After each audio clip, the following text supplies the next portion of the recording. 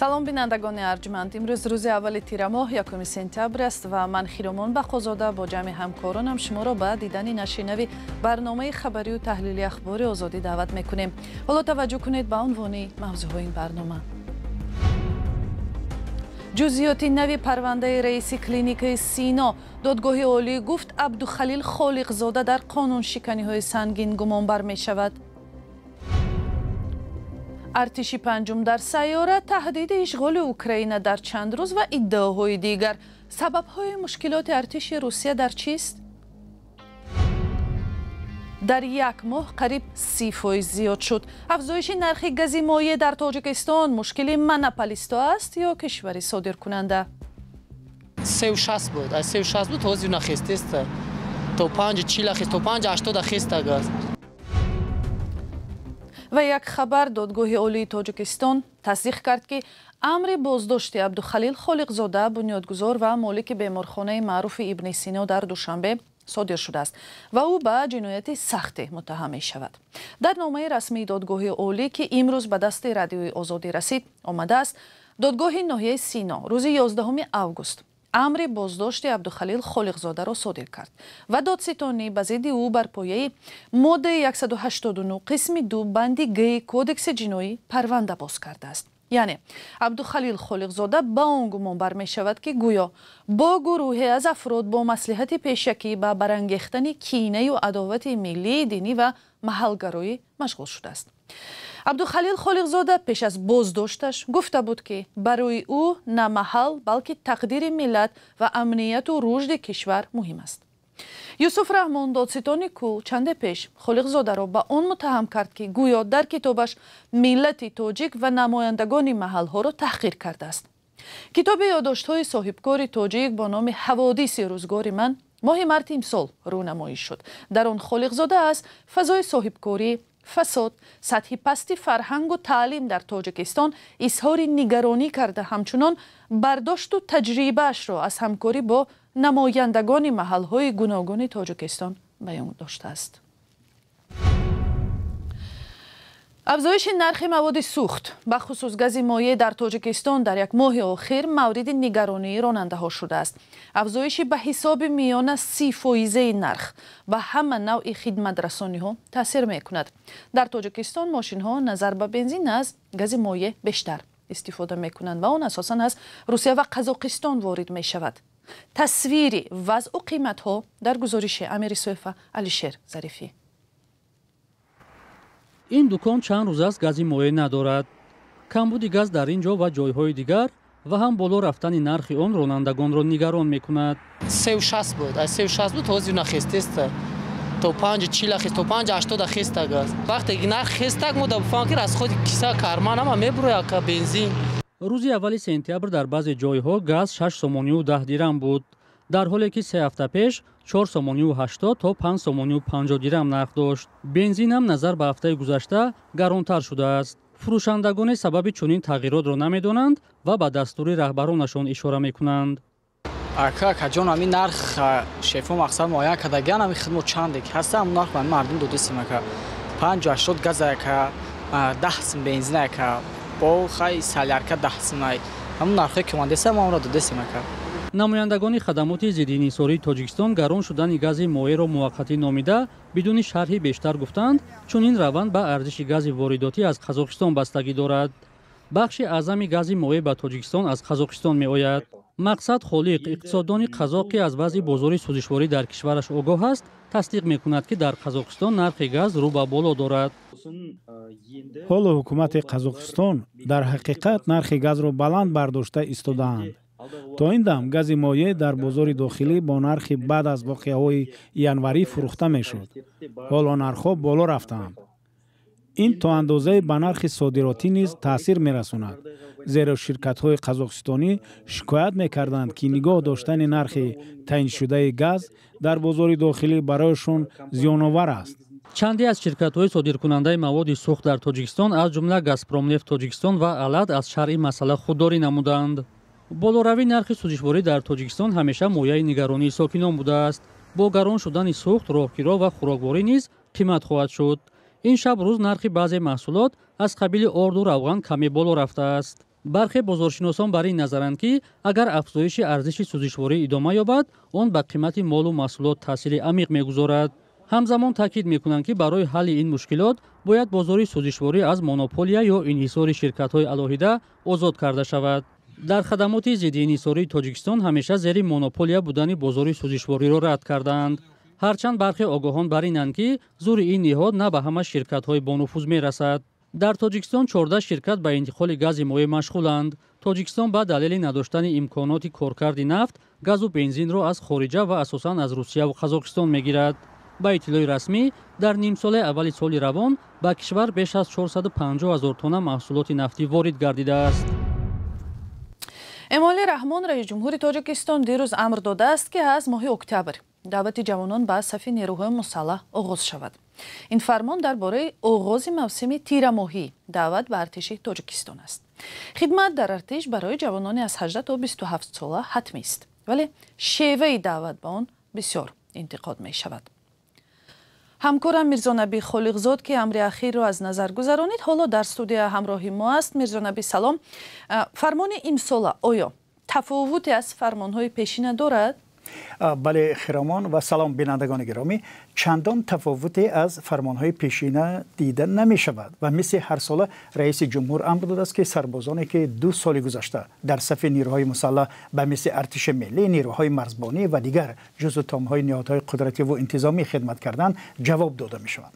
он гуна ки медонем дар 2 соли гузашта ҷавононе дар сафи нирӯҳои мусаллаҳи тоҷикистон хидмат мекарданд ки аз 18 то 27 сол доштанд ва бояд то моҳи ноябр ба хона баргарданд.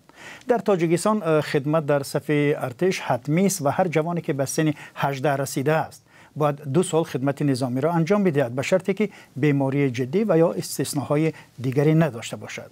استثناهای دیگر این است که اگر جوان پدر یا مادر یا خواهرش هنگام خدمت هلاک و یا معیوبی سخت شده باشد از عهدهداری خدمت آزاد می شود و کسی که پسر یگانه عائله و یا پسرخوانده است حق دارد به ارتش نرود. این است مثلا.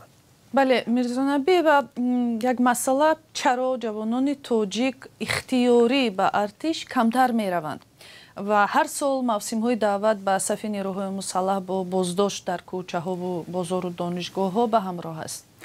ببینید مسئله همیشه بدرفتاری با سربازان نوآمده یعنی نوعسکران در ارتش برمیگردد.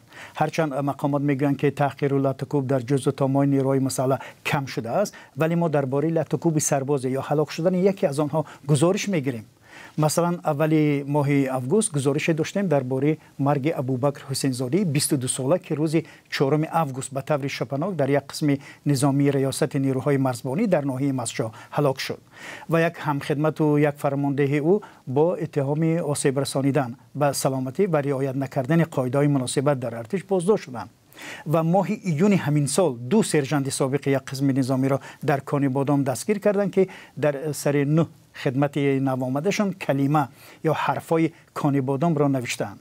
خلاصه خیرامان همه بحث و غوغا و مسئله ابله و در تیرما و بهار از مسئله بدرفتاری برمیخیزد. این است. تشکر میرزانبی خالقزاد بود درباره فرمان نوی دعوت به خدمت در ارتش در تاجیکستان.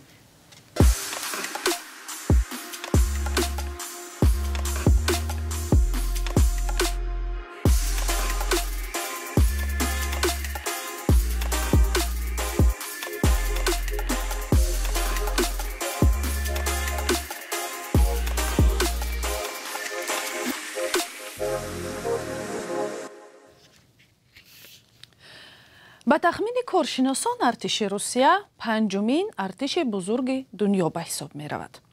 1.5 سال پیش ولادیمیر پوتین پرزیدنت این کشور فرمان تجاوز به خاک اوکراین را صادر کرد و امید داشت که به گفته‌اش در چند روز این کشور را تسلیم می کند. پیشبینی های پوتین باطل برآمد. چرا چنین شد؟ گزارش صدای آمریکا را در این باره همکارم اسکندر خواجه میرزاده تقدیم می کند.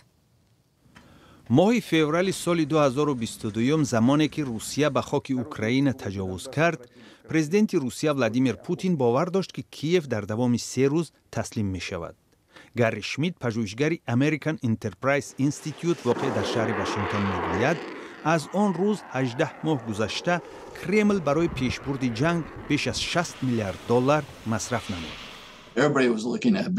همه به سرمایه‌هایی که کرمل در ساحه نظامی تخصیص داده است اشاره نموده اصرار می‌ورزیدند که ما امکانات واقعی نظامی خواهیم داشت. شورای استراتژی و امنیتی شورای اتلانتیکی یان برژینسکی برای نظر است که تجاوز اوکراین ابتدا همچون عملیاتی کوتاه مدت طرحریزی شده بود ولی به یک نیزای طولانی مبدل شد. حاضر روسیه در موقع دفاعی قرار دارد. متاسفانه با آنها وقتی کافی برای کندن خندق و تهیه میدانهای مینا فراهم آورده شد. ارتش روسیه قدرت مقیاسی جهانی نیست ولی به قدر کافی نیرومند است. امروز در صفای ارتش روسیه نزدیک 1 میلیون نفر ایفای وظیفه می کند. به قول شمیت صرف نظر از سفربری نسبی به ارتش تلفات بزرگ جانی باعث شده است که بعضی واحدهای روسیه به پیشبرد عملیات حربی قادر نیستند. زمانی با اشاره به امکانات عملیات زیرپوش‌های روسیه آن را به طاغوت و یا نیروی بزرگ محو کننده شباهت می‌دادند. واقعیت نشان داد که به هماهنگی عملیات و کمک ضروری لوجستیکی و نیروهای هوایی این طاغوت دیگر وجود ندارد. برژینسکی میگوید نیزا با گرجستان در سال 2008 کمبودی‌های اخلاقی و ناکامی فرماندهان و ساختار ارتش روسیه را عیان نمود. وضع ناامید کننده بود و پوتین وعده داد که آن را اصلاح می‌کند. او برنامه 10-15 ساله مجهزگردانی ارتش را آغاز کرد. مسکو نوسازی ارتش را شروع کرده آن را بیشتر مجهز و فشرده گرداند. نظامیان با ارتش شرطنامه بسته ساختار تاکتیکی بتالون‌های غربی معرفی شد. متاسفانه بخشی اساسی پول نه برای بهبودی ارتش بلکه برای بهبودی وضع مالی گنرال‌ها و کارچریکان مصرف شد. گنرال بازنشسته نیروی هوایی ایالات متحده آمریکا فیلیپ بریدلو میگوید روسیه در جنگ اوکراین با کمبود نیروی جنگی مواجه بوده، مشکل تنها از حساب سفربری نیروهای تازه نفس حل نخواهد شد. بریدلوف که در سالهای 2013-2016 فرمانده والامقام پیمان ناتو بوده است، می‌افزاید اگر فکر میکنید که مسئله روسیه حل است شما خطا میکنید. امکانات این کشور هنوز هم بزرگ است ولی برای پوتین جرأت زیادی لازم خواهد شد که سفربری به ارتش و دیگر اقدام‌های ضروری را پیاده کند.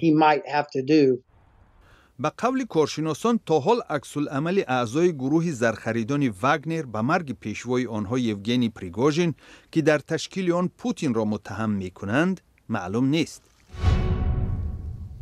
یک چایخانه در شهر استانبول ترکیه به میزبان از تمام جهان خوراک‌های تاجیکی پیشنهاد می‌کند. این چایخانه که تاجیکانه نام دارد با نقش و نگار ملی آرایش یافته است. همکاران ما سرویناز روح‌الله و شهلای عبدالله هم مهمان آن شدند.